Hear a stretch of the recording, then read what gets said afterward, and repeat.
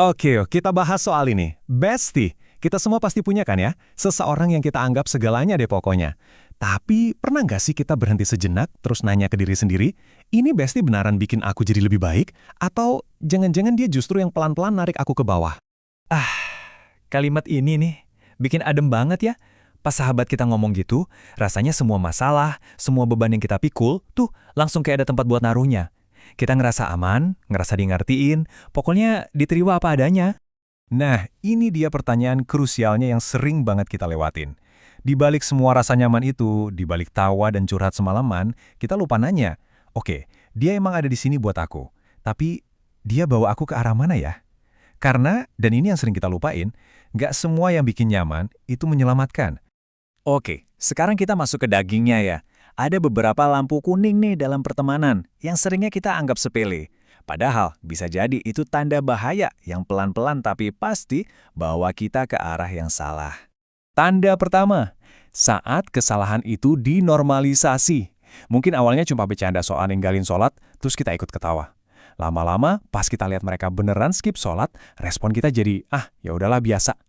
Nah, itu awal standar kita mulai bergeser. Saat hati kita udah nggak bergetar lagi waktu lihat dosa, disitulah kita mulai kehilangan arah. Terus yang kedua ada kalimat-kalimat sakti kayak, ayolah masa lo nggak solid sih? Atau sekali-sekali doang jangan kaku-kaku amat. Solidaritas dijadiin tameng buat nerobos batas. Padahal teman yang beneran solid itu bukan yang ngajak kamu salah bareng, tapi yang berani bilang, jangan bro, demi kebaikan kamu.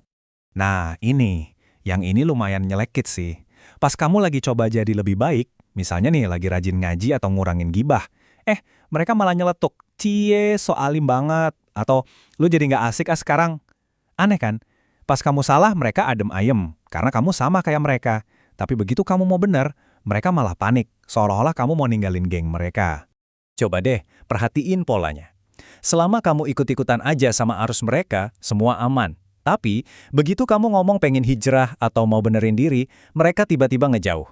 Jadi cuek atau malah ngeremehin. Ini nunjukin kalau kebersamaan kalian itu bukan karena nilai yang sama, tapi cuma karena kebiasaan yang sama aja. Nah, ini yang paling halus dan paling bahaya. Kamu ngerasa nyaman banget sama dia. Hidup rasanya ringan, ketawa-ketawa terus tiap hari. Tapi, coba deh, jujur sama diri sendiri. Gimana ibadahmu? Hubunganmu sama Allah gimana? Makin dekat? Atau jangan-jangan makin renggang? Karena kadang, tanpa sadar, tawa paling ngakak bareng teman itu justru terjadi di waktu-waktu di mana kita harusnya lagi sujud sama dia. Hadis ini ngasih kita analogi yang jelas banget. Logikanya simple. Temenan sama orang soleh itu kayak duduk dekat tukang parfum. Minimal kita kecipratan wanginya. Sebaliknya, temenan sama yang suka normalisasi dosa itu kayak nongkrong dekat tukang las. Kalau nggak kena percikan apinya, ya minimal kita bau asapnya. Pertanyaannya, circle kita sekarang ini wanginya wangi apa ya? Oke, kalau kita udah sadar ada yang nggak beres, kenapa sih kok susah banget buat lepas? Nah, ternyata ada semacam lem psikologis dan spiritual yang bikin kita nempel terus di pertemanan yang sebenarnya ngerugiin. Ini tuh pertukaran yang nggak adil banget loh. Kita rela menukar ketakutan jangka pendek. Takut sendirian, takut nggak punya tempat curhat, takut dibilang kuper, dengan resiko jangka panjang yang jauh lebih serem, karakter kita hancur, iman kita lemah, dan kita makin jauh dari tujuan kita diciptakan. Coba dipikirin, sepadan nggak? Poin pentingnya tuh ini, dampaknya nggak instan. Nggak ada alarm tiba-tiba bunyi, peringatan, iman Anda turun. Nggak ada, semuanya terjadi pelan banget. Dari yang tadinya cuma ikut-ikutan, jadi kebiasaan. Terus kebiasaan itu pelan-pelan ngebentuk karakter kita. Justru karena pelan inilah, makanya jadi bahaya banget. Sekarang, kita coba lihat dari sudut pandang yang paling mahal, yang paling ultimate, akhirat. Soalnya dalam Islam, teman itu bukan cuma urusan nongkrong bareng di dunia, tapi juga berdiri bareng di hari pengadilan nanti. Waduh, ayat ini gambarinnya kuat banget ya. Coba bayangin, sahabat yang di dunia kita bela-belain, nanti di akhirat malah jadi musuh.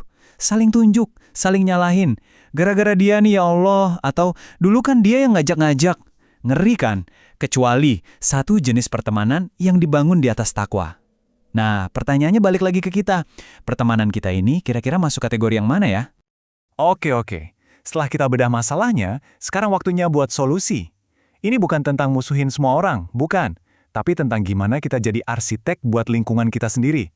Kita yang sadar milih siapa yang boleh ikut ngebangun dan siapa yang potensinya malah ngeruntuhin. Pertama, berani evaluasi. Jujur sama diri sendiri, siapa yang bikin kamu naik dan siapa yang bikin kamu turun. Kedua, jaga jarak, bukan memusuhi. Cukup kurangin intensitas dan belajar bilang enggak. Melindungi diri itu wajib loh. Ketiga, aktif cari lingkungan baru yang positif. Kebaikan itu nular, jadi carilah sumber penularannya. Keempat, jangan cuma nyari teman baik, tapi jadilah teman yang baik. Jadilah orang yang berani bilang jangan untuk menyelamatkan.